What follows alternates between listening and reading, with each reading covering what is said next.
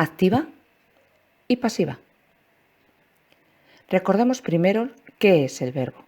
Es una palabra variable porque puede cambiar número y persona. Por ejemplo, yo como está en primera persona del singular y puedo cambiarla a tercera persona del plural. Ellas comen.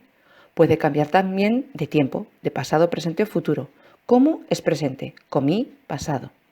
También puede cambiar su modo, indicativo, subjuntivo o imperativo.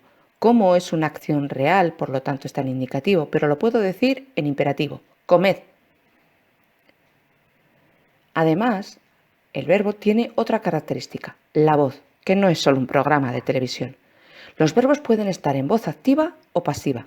La voz pasiva se forma con el verbo ser y el participio del verbo que se conjuga, que además se colocará en el mismo género y número que el sujeto. Sí, con género. Son oraciones activas las que contienen un verbo en voz activa. El sujeto es quien actúa, es agente. La médico atendió a los 3 pacientes. Localizamos el verbo, atendió. ¿Quién realiza la acción? La médico, es quien actúa, es sujeto agente. Todo lo demás, predicado. En el predicado, además del núcleo, el verbo, tendremos otros complementos. Por ejemplo, en este caso, a los 3 pacientes, que es el complemento directo.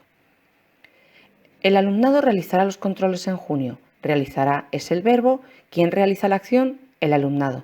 Es un sujeto agente, por tanto es una oración activa.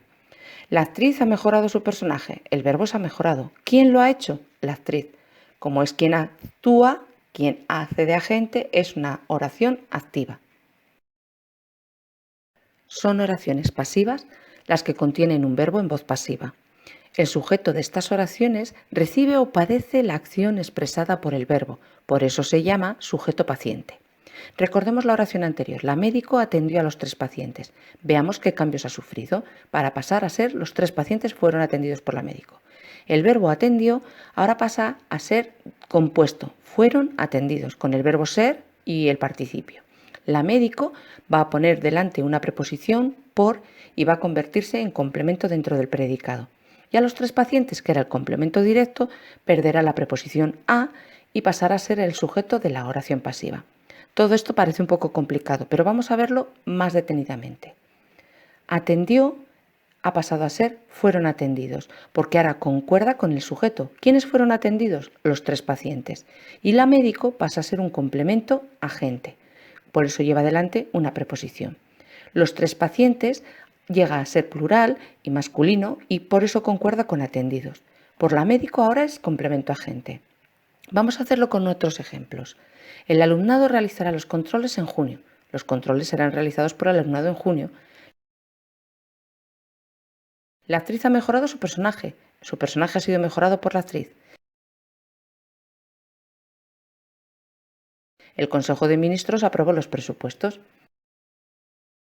Transformemos oraciones pasivas en activas. Por ejemplo, aquel fuego fue apagado por varias personas. Varias personas apagaron aquel fuego. Todos los participantes serán obsequiados por la organización. La organización obsequiará a todos los participantes. Hay que ser conscientes de que hay que mantener el tiempo verbal y la concordancia. El verbo y el sujeto marcarán la diferencia para saber si una oración está en activa o en pasiva, según el sujeto actúe o reciba la acción.